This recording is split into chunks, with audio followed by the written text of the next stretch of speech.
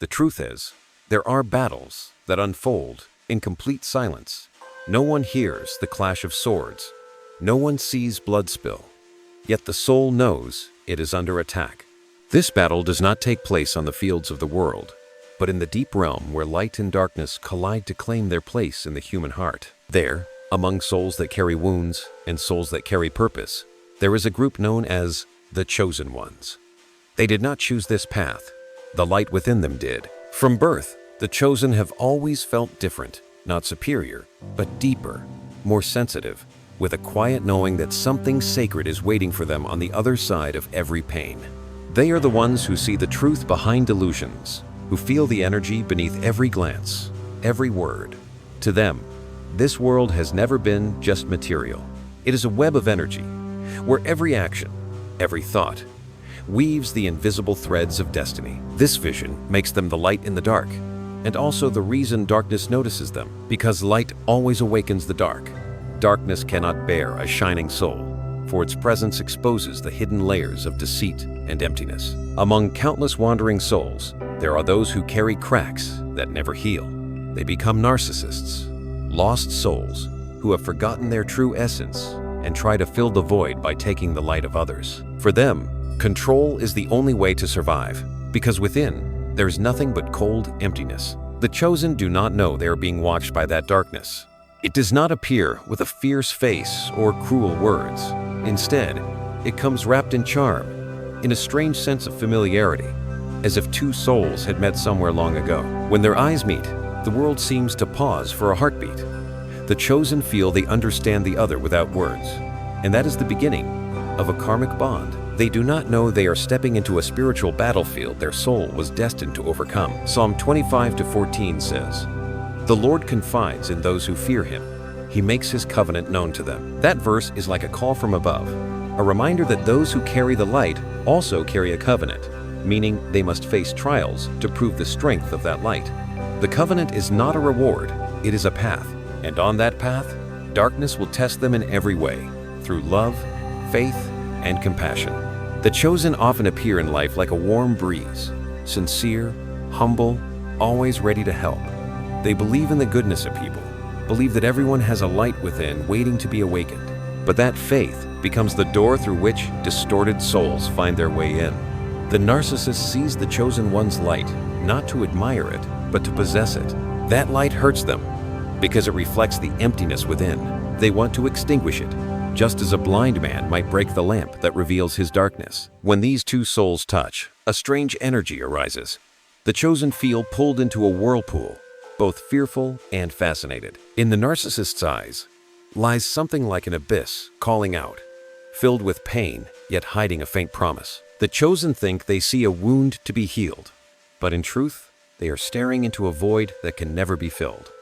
From that moment on, the light begins its trial. There is a hidden truth few realize. Every soul before awakening must pass through the land of illusion, where darkness tests them in the form of what they believe is love or purpose.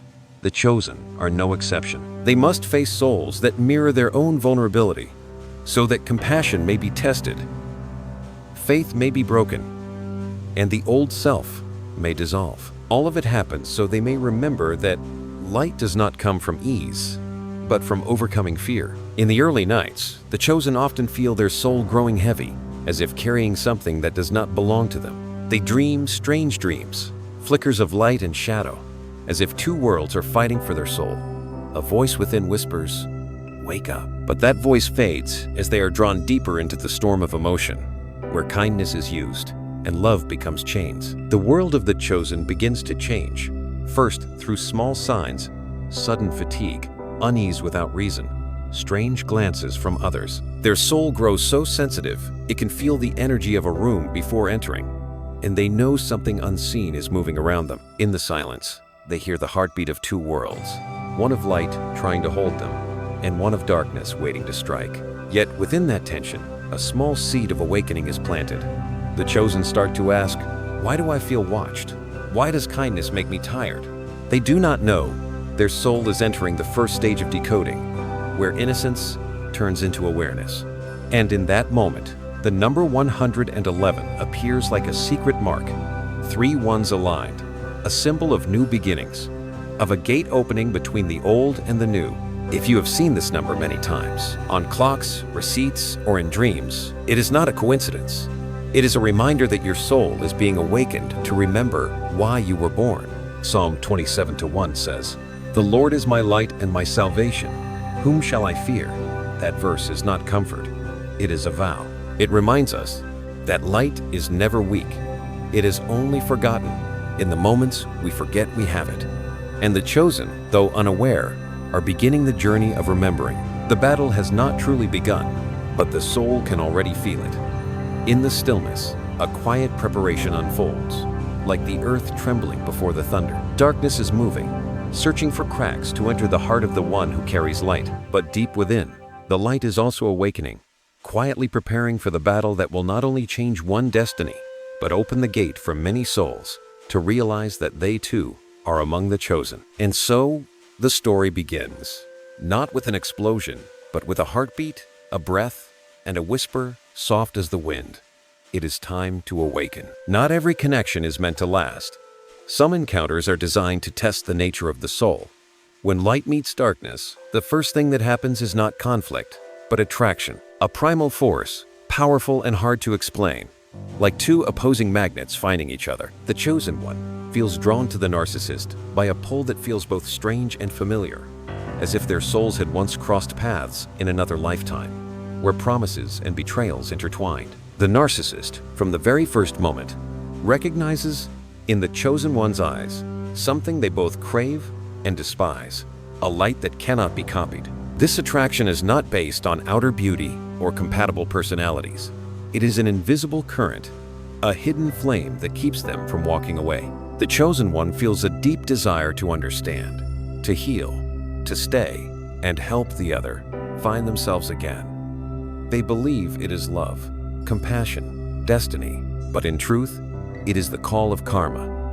The first doorway into an inner battlefield they never knew they would have to fight. The narcissist, while appearing gentle and fragile, is quietly calculating. They sense the power of the chosen one and fear it. That light forces them to see their own emptiness. Instead of turning inward to heal, they choose another way, to take that light, or to destroy it, so they no longer have to face their reflection. They begin with praise, with longing glances, with gestures that make the chosen one feel seen and understood. But behind the soft mist of sweetness lies a precise hunger for power, the desire to possess a soul. The chosen one does not realize it. Within them, trust and love begin to bloom. They think, "Finally, I've found someone who truly understands."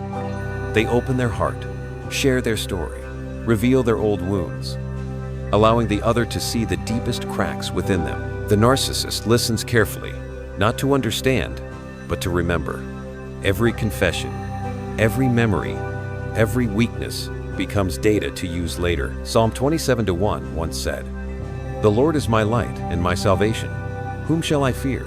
But light that has not been forged in fire can still be shaken. The chosen one believes their light is strong enough to save another from darkness, unaware that the quiet pride hidden within their kindness is creating a crack, because no one can save a soul that is not ready to see the truth. In the beginning, the connection feels magical. The chosen one feels supported, uplifted. The narcissist knows exactly what to say, touching the empty spaces within their heart, the places long forgotten, never validated. "You are special. I've never met anyone like you. You are my light." These words fall into the chosen one's ears like drops of honey. But honey always hides poison. The narcissist does not truly see them. They only see the energy they wish to consume. As time passes, the energy between them begins to shift. The chosen one starts to feel drained after every conversation. They cannot understand why each meeting leaves them heavy, as if their light is being pulled out little by little. But instead of stepping back, they give more love, more compassion, more effort to save the other. And that is the moment darkness smiles. The battle begins on the level of energy.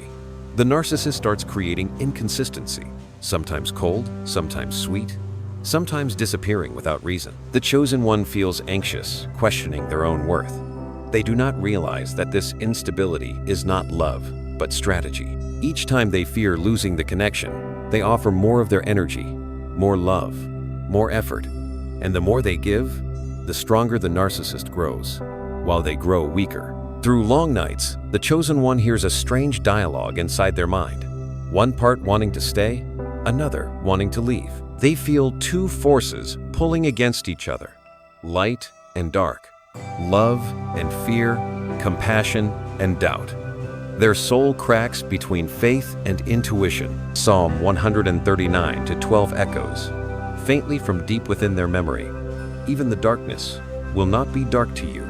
The night will shine like the day. But when caught in the trance of narcissistic energy, that verse feels distant, like a whisper from a forgotten world. Then one day, the chosen one notices something strange.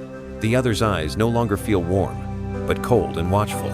Every word they say is met with analysis, not feeling. A quiet knowing rises within, as if a mask has been lifted. They look into those eyes and see not love, but possession. They see themselves as a mirror, reflecting everything the other desires, but does not have. And then a flash of truth appears in their mind. I was pulled into this battle to learn how to tell the difference between real love and dependency. As that awareness begins to form, darkness reacts. The narcissist starts playing with emotions. They cry. They tell stories of pain. They say they cannot live without the chosen one. They know compassion is the weakest door, and the chosen one, though aware, still softens. They stay, believing love can heal. But no one can heal a soul that uses its pain as a weapon. In the midst of that storm, the number 111 appears again. Like a warning, it is no longer a sign of new beginnings, but a reminder that the chosen one stands at a threshold, to keep falling into the cycle or to step into a new chapter of the soul. The number becomes a twin gate, one side a lesson, the other freedom. One morning, as sunlight filters through the curtains, the chosen one stands before the mirror. Their eyes are tired, but a small spark is returning. They whisper to themselves, "I forgot my light." That is the first moment of awakening. They are not yet strong enough to walk away, but they have begun to see the game. The light, though faint, remembers who it is. Psalm 34:18 rises like a promise. The Lord is close to the brokenhearted and saves those who are crushed in spirit. And as the verse echoes, the chosen one feels something moving in the air, a gentle warmth like the morning breeze. Though they cannot fully understand, they know they are not alone in this battle. Somewhere beyond the physical world, an energetic doorway opens.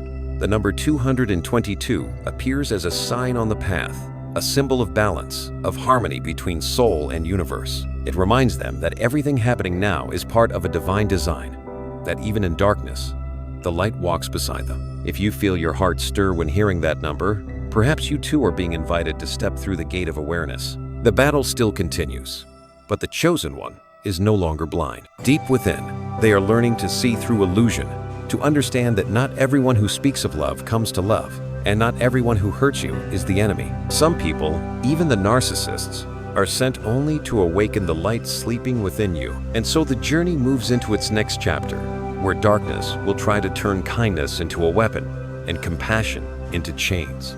But light, though tested, has begun to recognize itself. Not all darkness comes with violence. Some slip quietly into our lives, disguised in tenderness, through tearful eyes and stories full of pain. That is how darkness transforms, not to threaten, but to be pitied. And the chosen one, with an open heart and a deep belief that love can heal all things, becomes the perfect target for that game. The narcissist knows well. Compassion is the doorway into the soul of one who carries light. They do not knock. They make you open the door yourself. It begins with what seems like harmless sharing, childhood wounds, betrayals, broken dreams. The narcissist tells their story like a confession, making the chosen one believe they were chosen to heal. They do not realize it is a script performed over and over through many souls. The chosen one embraces that story, weeps for it, and promises never to leave like the others did. In that moment, they give darkness control over their emotions. The narcissist starts feeding the victim role. They know that the more they evoke sympathy, the more power they gain. They pretend to be fragile, acting as though only the chosen one can truly understand them. And the chosen one, driven by their mission to heal, believes it. They give up sleep, time, work, even their peace, to save a soul that seems to be breaking. But while they give, the narcissist quietly drains them of every drop of energy. Psalm 34-18 reminds us, "The Lord is close to the brokenhearted and saves those who are crushed in spirit." That verse is not only for the chosen one, but also a warning that we cannot play the Redeemer in place of God. Some souls must find their own way out of darkness. When we try to pull them out with our strength, we are dragged back into it. The chosen one begins to feel drained. Whenever they try to rest or pull away, the narcissist reveals another layer of weakness. Like a child afraid of being abandoned, they cry, plead, and promise to change. And the chosen one, full of compassion, softens again. They think, maybe I just need to love a little more. But every little more is another piece of their energy slipping away until they no longer recognize themselves. Slowly, the game turns into control. The narcissist begins to criticize gently, planting doubt with careful words. "I'm only doing this because I care. If you really understood me, you wouldn't say that." Every phrase is designed to plant seeds of guilt. The chosen one, instead of defending themselves, begins to think, maybe I really am the problem. They forget that the light within them never needed to be accepted by pleasing anyone. In that fog, the number 222 appears again, no longer as a distant sign, but as a whisper close to the ear. Remember, you are not alone. 222 is the mark of harmony, a reminder that the soul always has companions. Even surrounded by lies, a divine hand holds you from sinking too deep into the night. But to see it, the chosen one must stop, must listen. One evening, they look into the mirror and see their eyes have lost their color. They remember who they were before meeting the narcissist, when they still laughed, wrote, and dreamed. Now they hardly recognize themselves. A voice within softly asks, "Are you healing, or are you destroying yourself?" The question cuts through the fog like a blade. They understand that light is calling them back, even if only through a fragile beam. But darkness does not let go easily. The narcissist senses the shift and tightens control. They mix anger with tenderness, blame with pleading. They make the chosen one doubt their intuition. "You're imagining things. I just need you to love me more." Every sentence becomes a chain wrapping tighter around the heart. The chosen one feels trapped between two forces. Intuition saying leave, compassion saying stay. And in that deadlock, light begins to transform. The chosen one realizes that love is not always salvation, and compassion does not mean self-destruction. They begin to learn the first lesson of their soul, that true love never asks you to lose yourself. They grow quieter, more observant. They notice that whenever they step back, darkness grows angry. Whenever they stay still, the narcissist's mask cracks a little more. In that silence, a verse from Psalm 55-12 echoes like a memory. "If an enemy were insulting me, I could endure it. But it is you, my companion, my trusted friend." The chosen one understands that betrayal is an inevitable part of awakening. Sometimes we must be deceived to learn how to see clearly. The battle continues, but for the first time, the chosen one is no longer only a victim. They begin to understand that the narcissist is a mirror, reflecting the part of themselves still unhealed, the part that longs to be needed and recognized. As they start to love themselves, the energetic bond begins to fade.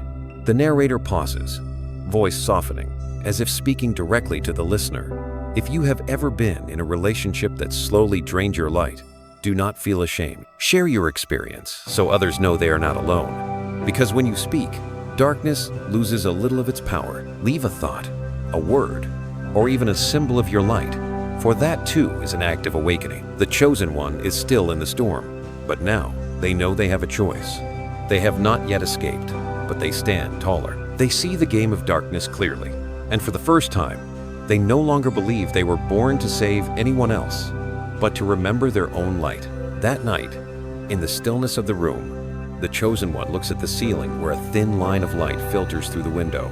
They close their eyes, take a deep breath, and whisper, "Give me the courage to see the truth, even if it hurts." A warm breeze passes by, soft as midnight air, like an answer from above. The battle is not over, but the chosen one no longer fights alone. And in the deepest part of the darkness, a small spark begins to tremble, a sign that the soul is preparing for the next stage, the battle within the mind, where light will be tested not by others, but by its own faith. Not every battle roars like thunder. Some unfold in silence, where every word, every glance, every pause carries the force of a storm. After the stage of tears and pity, darkness transforms into something more dangerous. It no longer attacks the chosen one through emotion, but through the mind. If before, the narcissist conquered their heart through compassion, now they begin to invade their perception, planting seeds of doubt within their thoughts. The narcissist knows well. The strongest light in the chosen one is not kindness, but self-trust. So to extinguish that light, there is no need to strike them down, only to make them question themselves. It begins so subtly, it is almost invisible. Soft remarks carried by the wind, jokes with hidden thorns. Are you sure that's right? I think you're being too sensitive. No one else sees it that way, only you. Each phrase, seemingly harmless, is a drop of acid falling into the mind of the chosen one, slowly dissolving their confidence. At first, the chosen one resists. They know they are not wrong. They try to explain, to defend, to prove. But the narcissist never argues to understand. They argue to confuse. Slowly, the chosen one grows tired, and in a moment of weakness they think, maybe I really am too sensitive. And that is when darkness smiles, because when light begins to doubt itself, the door opens wide for the night to enter. In the days that follow, everything begins to blur. The chosen one becomes unsure, even in the smallest things. Every decision feels heavy. Every word makes them question themselves. They no longer hear the inner voice, the voice of intuition that once guided them through their loneliness. Now it is drowned out by 100 echoes. What if I'm wrong? What if I imagined it? What if I'm overreacting? Darkness does not need to move. It only needs to plant the questions. In that chaos, the chosen one does not realize they have stepped into the real battlefield, the battlefield of the mind.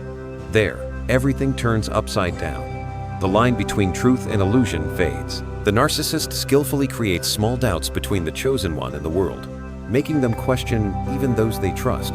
Then, in a crueler move, they pretend to be concerned. I just think you might be creating problems in your head. Maybe you need to rest. That is gaslighting, the weapon that makes the chosen one believe the confusion comes from within. There are nights when they wake up in tears, not knowing why. The moonlight through the window turns the room into a prison of light. They start replaying every conversation, trying to find what they said wrong, how they reacted, as if they could somehow prove the truth. But the narcissist does not care about truth, only about breaking their trust in their own reality. Psalm 139:12 echoes softly from the depths of their soul. Even the darkness will not be dark to you. The night will shine like the day. That verse is like a thin thread, keeping the chosen one from falling into the pit of doubt. They do not understand why, but every time their heart collapses, they hear that sound, not clearly, like a breeze passing through their chest. Somewhere deep inside, they still believe that light is watching, patiently waiting for them to see the truth. Then, one day, the chosen one realizes they have been isolated. They no longer confide in anyone, afraid others will think they are losing their mind. The narcissist has succeeded, becoming the only judge in their thoughts. When they smile, the narcissist says, "You're so fake." When they are sad, you're playing the victim again. Every emotion is twisted until they lose all sense of themselves. One afternoon, the chosen one sits in a quiet cafe, watching drops of coffee fall into the bottom of the cup. Something breaks inside, not anger, but a sadness so deep it becomes stillness. They whisper, "I don't know who I am anymore." And in that moment, something extraordinary happens. The world around them seems to pause. And in that silence, they feel a presence, gentle but powerful. A voice rises from within. "You are still you. I am still here." That voice cuts through the clouds like a narrow beam of light. They lift their head and, for the first time in months, see the sky truly blue, not gray, not blurred, but pure and piercingly bright. They realize darkness can never fully possess a soul unless that soul gives up its will. And they never did. That night, when they return home, the clock reads 3, 333. Three identical numbers glowing in the dark, like a mark of grace. They do not know why, but peace fills their heart. 333, the number of divine protection, a message from the angels. You are guarded. The chosen one smiles softly, tears warm on their lips, not of sorrow, but of knowing they are still seen, still loved, even within the deepest night. If you have ever doubted yourself so much that you wanted to disappear, remember this. It is not the end. It is the turning point. Your soul is being tested to remind you that every answer lies within, not in the voices of others. Listen to your heartbeat. It is the true light, untouchable and real. The chosen one closes their eyes and whispers a prayer. Give me strength to trust the light within me. When they open them again, the world looks the same, yet something inside has shifted. The fear has not vanished, but it no longer commands them. The darkness remains, but the light has learned to face it. For in time they will understand. No one can make you doubt yourself unless you allow it. Their journey is no longer a war against others, but a return to faith. Faith that the light, though dimmed, has never lost its purity. The battle within the mind has begun. But this time, the chosen one does not panic. They know that if they can keep the light steady in their awareness, darkness will have nowhere to hide. And somewhere, beyond the veil of reality, the angels move gently, as if the whole universe is holding its breath, waiting for them to remember that they were never truly alone. When the light begins to awaken, darkness changes its strategy. It knows it can no longer bring the chosen one down through doubt, so it chooses a subtler path, pretending to be the light itself. That is when the narcissist begins their most dangerous game, stealing the soul's identity. No longer using blame or false tears, they learn to become a distorted mirror, reflecting the chosen one back at themselves. Everything the chosen one does, they imitate. The way they speak, the way they write, even the way they show kindness. But if true light radiates from the soul, the imitation only glows with borrowed energy, cold and empty. At first, the chosen one does not notice. They think it is harmony, two souls aligned, understanding and sharing the same frequency. But slowly, something feels off. When they share an idea, a few days later, the narcissist repeats it as if it were their own. When they express real emotions, the narcissist mirrors them perfectly, yet hollow, like a performance rehearsed too well. The chosen one feels confused, as if watching a distorted version of themselves moving through the world. Darkness does not only want to possess, it wants to become. The narcissist craves the glow of the light, to be admired, loved, and validated. But no one can borrow another's soul. Sooner or later, the imitation cracks. Yet before that happens, the chosen one must walk through a great crisis, the crisis of identity. They begin to ask, am I still myself? Psalm 37:4 whispers, like the Creator's gentle reminder, delight yourself in the Lord, and He will give you the desires of your heart. It is not a promise of fleeting happiness, but a call to return to the true source of joy, where fulfillment comes not from being recognized, but from knowing who you are. The chosen one reads this verse on a misty morning, and for the first time understands they have been staring too long at the mirror, forgetting the light behind it. When they step back, the narcissist grows uneasy. Imitation no longer sustains the illusion. The world begins to sense the falsehood, a smile that never reaches the eyes, words that lack soul. In panic, the narcissist intensifies control, lying, inventing stories, even defaming the chosen one to hide the truth. They want others to believe they are the light, and the chosen one is the imposter. This becomes the most painful stage, when true light is twisted and misunderstood by the world. The chosen one feels deeply betrayed. Every effort, every act of sincerity seems to have been used against them. They lose faith in others, and worse, in themselves. They want to scream, to prove, to reclaim their name, but their soul whispers, you don't need to. True light does not need to prove itself. It only needs to be. Time will reveal all that is false. The number 222 appears again on clocks, receipts, even in dreams. 222, the sign of balance and harmony, a reminder that even in chaos, the universe holds its order. To the chosen one, it comes as a message. Do not resist with fear, but with stillness. Each time they see it, they pause, breathe, and remember, they are not alone. A divine force is watching, maintaining balance in ways unseen. One afternoon, walking through the park, the chosen one sees a child playing in the sunlight. The boy smiles, running through the light, and for a brief moment, they see his shadow stretch across the grass, a perfect copy, but lifeless. And they understand, a shadow cannot exist if the light goes out. The narcissist can imitate everything, but they cannot create life. The copy only lives while the light shines. And when the chosen one withdraws their light, the copy fades away. That realization brings peace.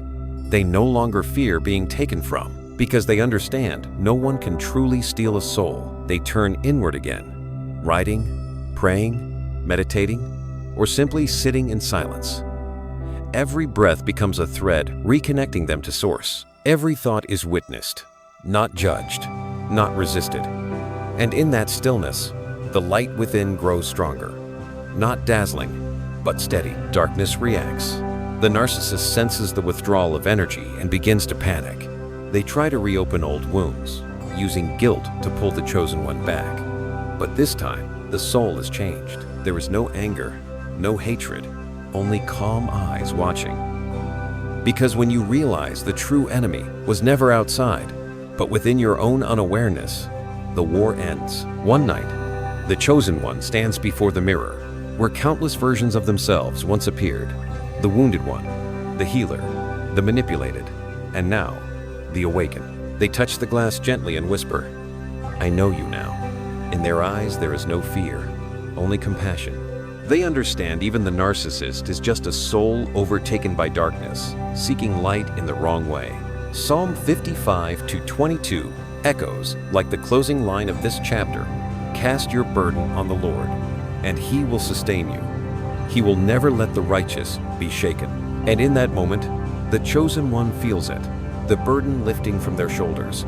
Not because life has changed, but because their heart has. If you are hearing these words, and feel that someone once stole a part of your light, know this: your light was never truly lost.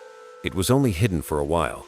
When you return inward, it restores itself. Share the number or message that stirs your heart, for it is the sacred sign the universe has written just for you. And as the chosen one closes their eyes, they realize one simple truth: true light never fears imitation. It only fears being forgotten. Darkness can borrow forms, voices, and faces, but it can never counterfeit a soul. For once a soul remembers who it is, it shines effortlessly. Night falls, but this time, it is not a threat.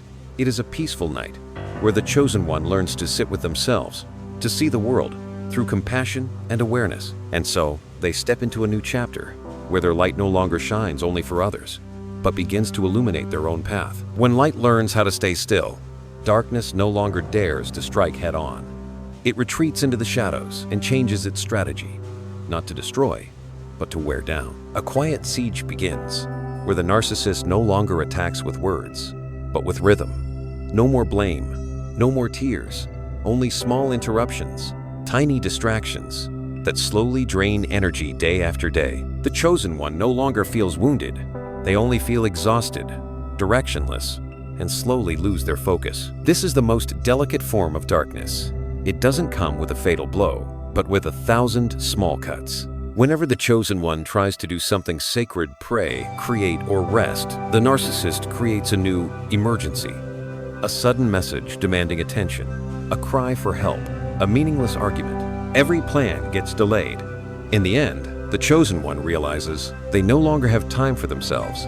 The light does not go out, but it becomes hidden behind a fog of fatigue. Psalm 46:5 whispers like a reminder in the storm. God is within her.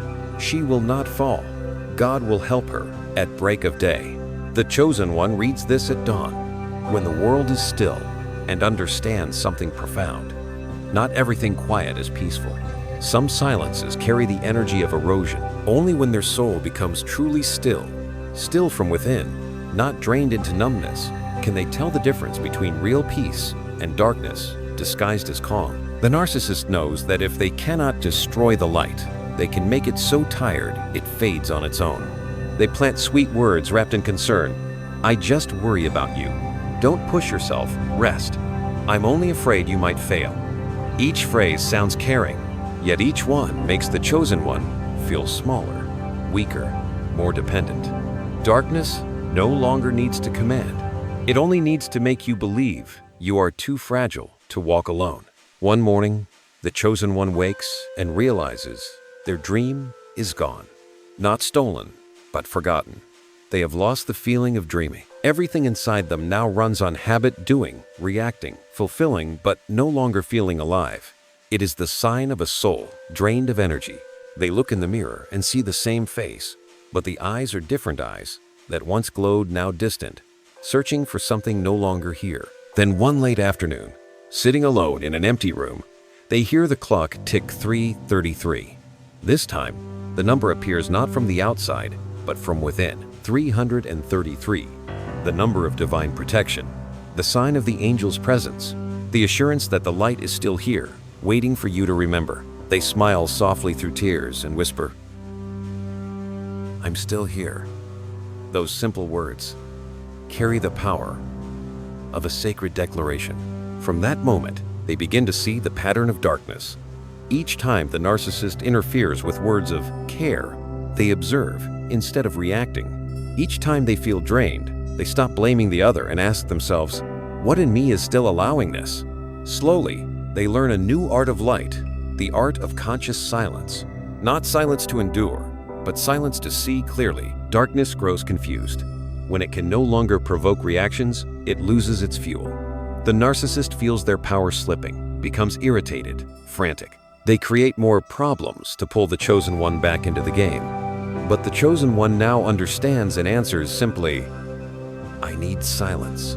The moment they choose stillness, not from fear, but from understanding, the light within begins to expand again.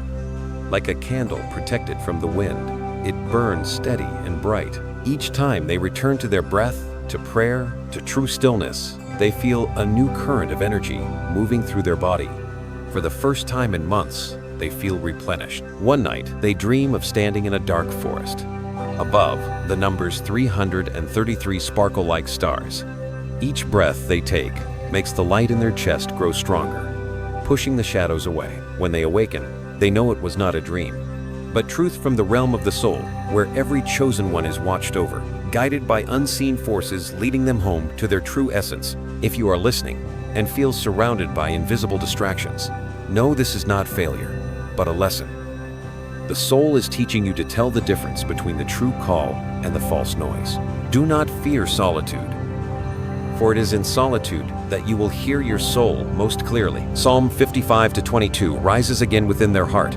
Cast your burden on the Lord, and He will sustain you. And they understand they do not need to fight to win. The only way to overcome darkness is to stop feeding it. Stop resisting, stop fearing, stop proving. Simply stand still, and the light will shine on its own. That day, the chosen one walks beneath the evening sky, the wind brushing through their hair, and for the first time they see color return to the world. The leaves look greener, the sky deeper, the bird song like music from another realm. They smile, realizing that victory does not come when darkness disappears, but when they no longer let it define who they are. The journey is not over. But now the chosen one has entered a new phase where the challenge is no longer exhaustion, but isolation. Darkness will try to separate them from every source of light, to make them believe they are truly alone. Yet their soul knows.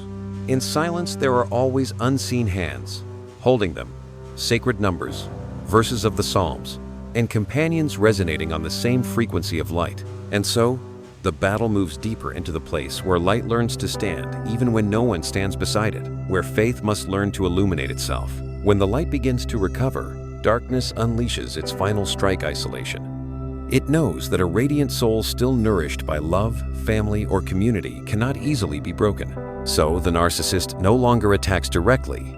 Instead, they start cutting the threads around the chosen one by one, until they stand alone in the world. Everything happens quietly, often wrapped in false concern. A casual comment to friends, "She doesn't seem well lately." A message that says, "I'm worried about her.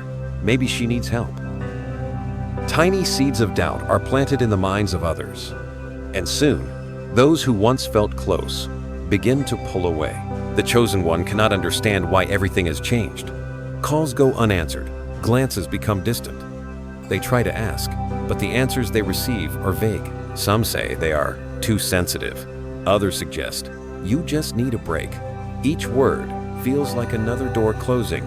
Outwardly, darkness keeps its gentle appearance, but within, it is quietly choking the connections that once fed the light. One night, the chosen one sits alone in a room that once overflowed with laughter.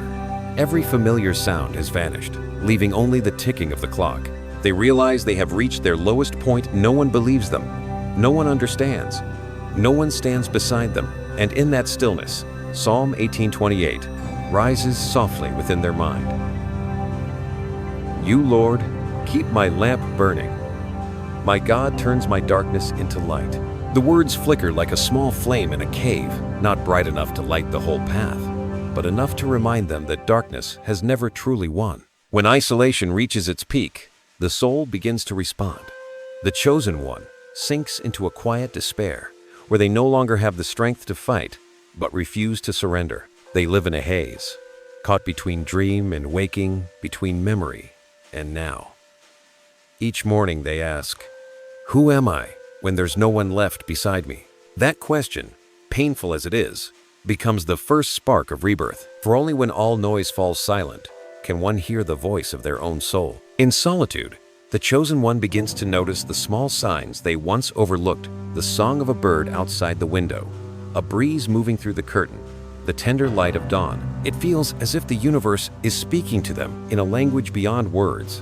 They begin to pray, not for rescue, but to remember that someone still listens. Sensing their target no longer collapsing, the narcissist shifts tactics to provocation. They create situations to trigger reaction: a cryptic message, a chance encounter, a phrase sharp enough to reopen old wounds. But this time, the light no longer reacts as before. The chosen one only observes, realizing that the game loses all power when fear is gone. Psalm 91:11 becomes the verse they carry in their heart. For he will command his angels concerning you, to guard you in all your ways. And then, small signs begin to appear as confirmations: a bird perching by the window as they cry, a stranger smiling and saying words that echo their thoughts, the number 777 glowing on a bus screen, making their heart tremble. 777, the number of awakened souls, of divine perfection, a message from above. The journey is on course. Keep going. They begin to understand that loneliness is not punishment, but a gateway. Isolation is not the end, but the process of renewal. Just as a seed must be buried in darkness before reaching the sun, the chosen one must pass through the long night to remember their true essence. Darkness is only teaching them that their inner light has never needed validation. One morning they wake with a strange calm.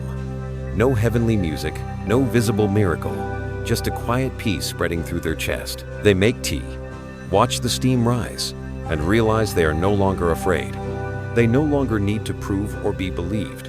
They understand that what has fallen away simply does not belong to their path anymore. And in that acceptance, their light shines brighter than ever before. When the narcissist senses this change, confusion follows. Every attack fails. The chosen one's silence becomes a mirror, reflecting their emptiness. In desperation, the narcissist seeks another soul to manipulate, but the chosen one feels no hatred. They simply whisper within, "May the light that found me find you too." If you have ever felt abandoned, misunderstood, stripped of every anchor, know this: it is not the end, but the birth of your soul's independence.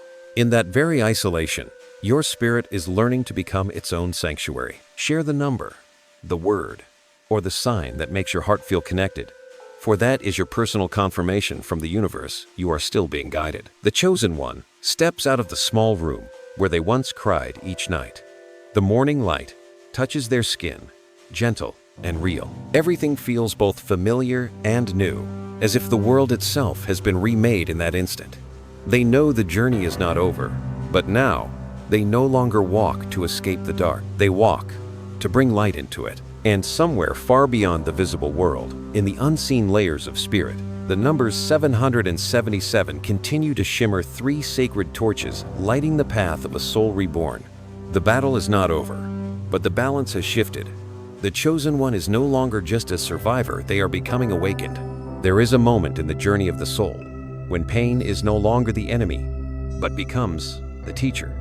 After the long night of isolation, the chosen one begins to enter the stage of transformation, where light is no longer something to protect, but the energy of rebirth. Darkness is still there, yet it no longer wears a threatening face. Now, it becomes a mirror reflecting what the chosen one must finally see within themselves: the fears, the wounds, the parts they once rejected.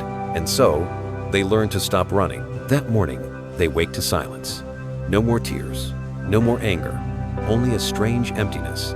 But instead of fearing it, they welcome it as sacred space, the fertile soil where new life will grow. They sit down, breathe deeply, and for the first time, they do not ask for anything.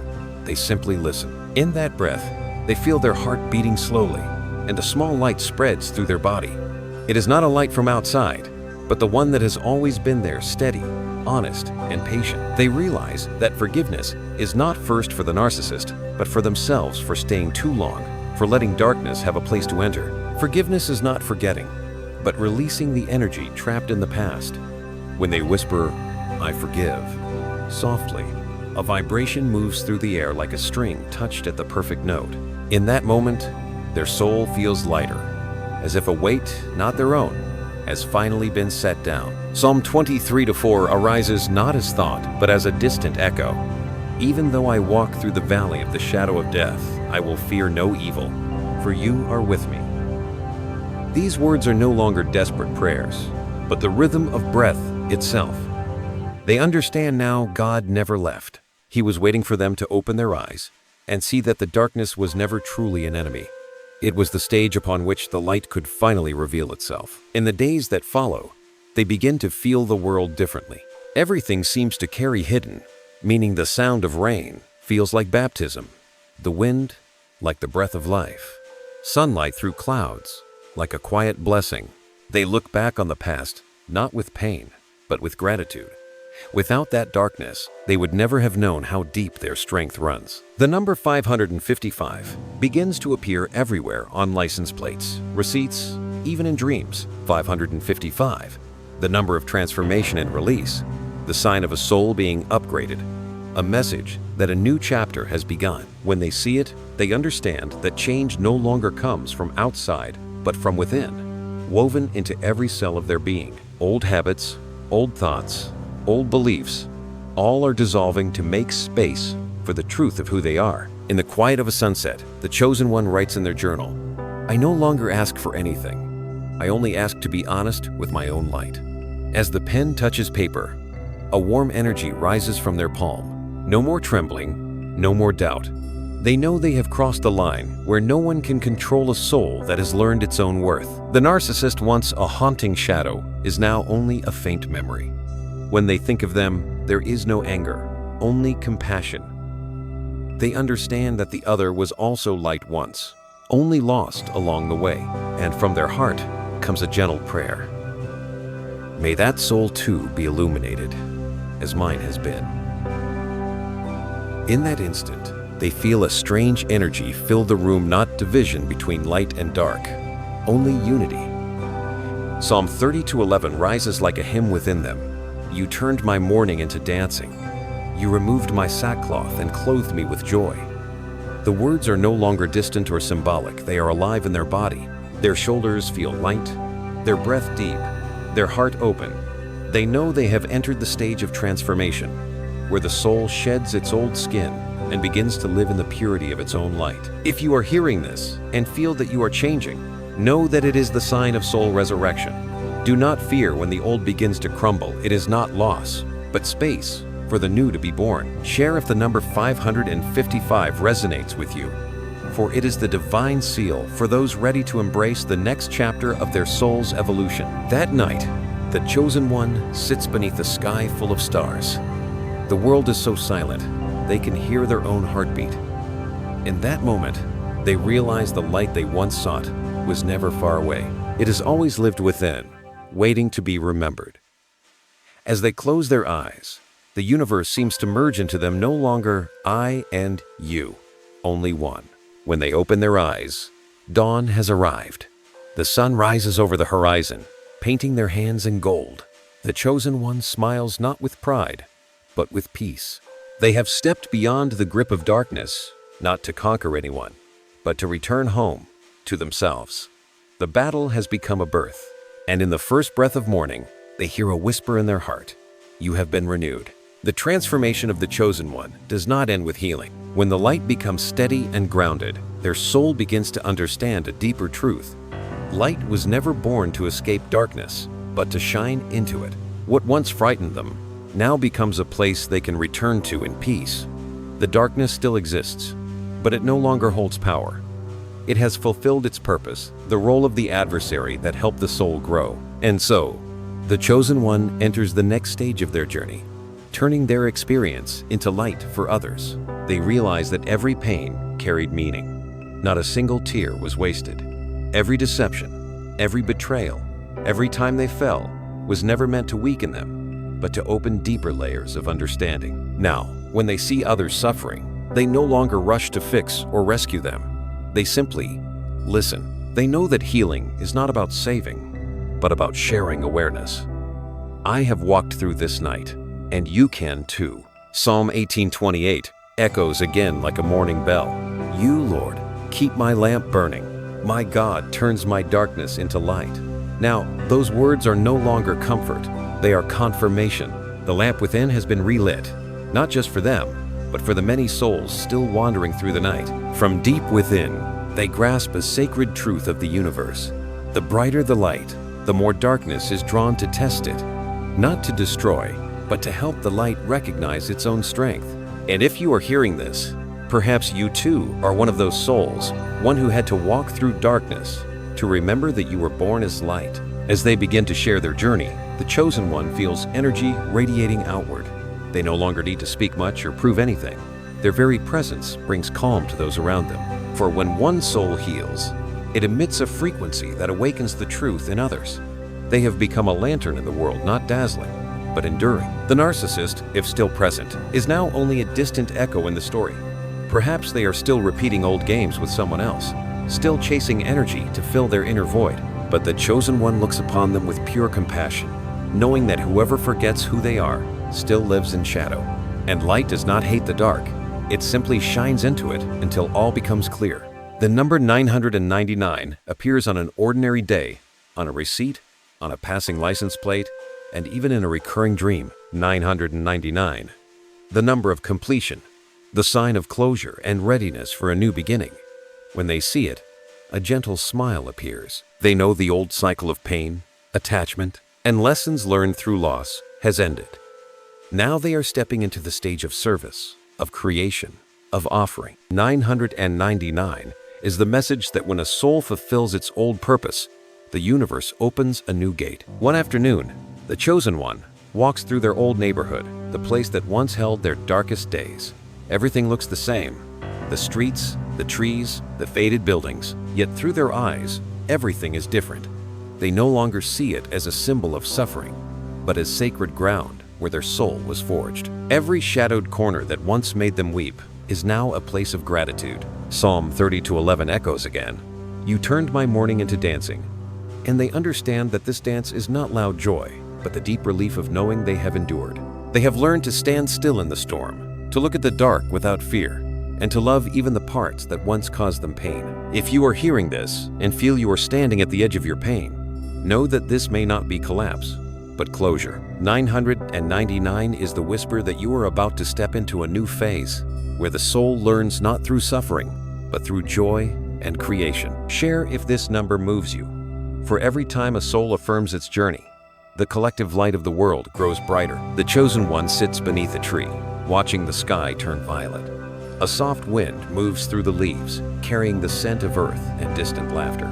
They feel the heartbeat of the world slow, deep, and in rhythm with their own. In that moment, they are no longer the chosen one. They are part of everything, a spark of the infinite source expressing itself through countless forms. And so, they understand the ultimate message. Light is not a reward. It is a responsibility to live truthfully, love sincerely, and share openly. Even when no one understands, even when no one responds. For true light does not need to be seen to exist. It only needs to be lived. They close their eyes and smile.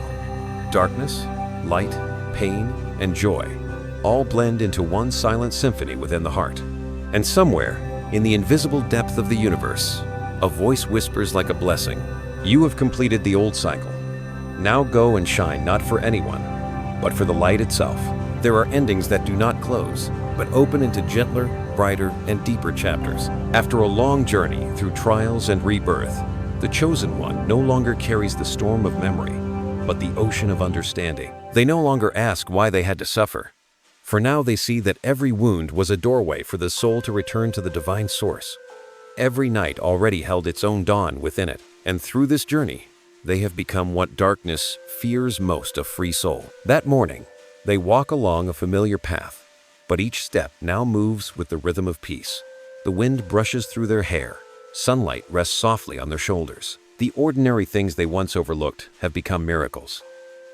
They can feel life in every speck of dust, in every bird's song, in every breath. For when a soul awakens, the world is no longer merely a place to exist, it becomes a sanctuary of awareness. In the quiet, the chosen one whispers a simple thank you, not only to God, but to the narcissist, to the lonely days, and to their former self. They understand now that without that darkness, the light would never have known its brilliance.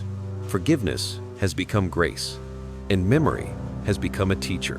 They look back on their journey, not with pride, but with humility, knowing that every soul walks its own path, and no one stands above another. Psalm 91:11 echoes, one last time, like a blessing over a soul that has endured. For he will command his angels concerning you to guard you in all your ways. The chosen one knows that the road ahead will still bring challenges, but fear is gone. For when the soul remembers its true essence, there is nothing left to lose and nothing left to prove. All that remains is to be fully, lovingly, authentically. Then the number 888 appears when they lift their eyes on a screen, on a receipt, in a dream, as the final seal of their journey. 888, the number of abundance, of infinite cycles, of multiplied grace. It tells them that when a soul is fully united with the light, everything becomes whole, for gain and loss are but two breaths of the same living rhythm. They smile softly and whisper within, "I understand." The chosen one begins to write, not to recount the past, but to share the light they have found. Every word flows weightless, like breath. They write for those still wrestling with the dark, for those who think they've lost their faith, for those who believe love is weakness. Because they know when even one person dares to speak their truth, thousands of souls remember their own. And they write with love, with faith, with the knowing that everyone can become light in their own way. If you are hearing these words, perhaps you too feel that flame. Maybe you have walked through your own storm, or you are in the heart of it now. Wherever you are on your path, remember the light within you has never gone out. It has only been waiting to be remembered. Share if you feel called. Speak of the number that makes your heart tremble: 111, 333, 555, 777, 888, or 999. For each one is a sacred mark, a divine message from the universe to your soul. The chosen one closes their journal. On the last page, they write a single line: "Light is not something we seek, it is what we return to." Outside, the sunset pours golden light over rooftops, trees, and faces. Everything glows with a tender warmth, like a promise. They stand beneath the open sky, close their eyes, and feel the wind pass over them, like the touch of God's hand on their soul. There is nothing left to fear, nothing left to hold. They are home. And if in this very moment you feel a quiet warmth spreading through your chest, that is the call of your own light. Let it guide you home, to gratitude, to faith, to peace. For every chosen soul, no matter how lost, will always find their way back. Psalm 36:9 closes the journey like a gentle hymn. For with you is the fountain of life. In your light, we see light, and within that light, warm, pure, endless, the chosen one is no longer a single being. They are part of the eternal current of radiance flowing through creation, carrying the final truth. Love never loses. Light never fades. And the soul, no matter how far it travels, will always find its way home. They smile and send a silent blessing to all who listen. May you always be surrounded by light. May your path be guided by faith. And if you feel you are one of the called, let your light shine so the world will know that you have remembered who you are. A gentle breeze passes. Everything grows still. And in that stillness, the chosen one now, the enlightened one, smiles. The battle is over. Light has won.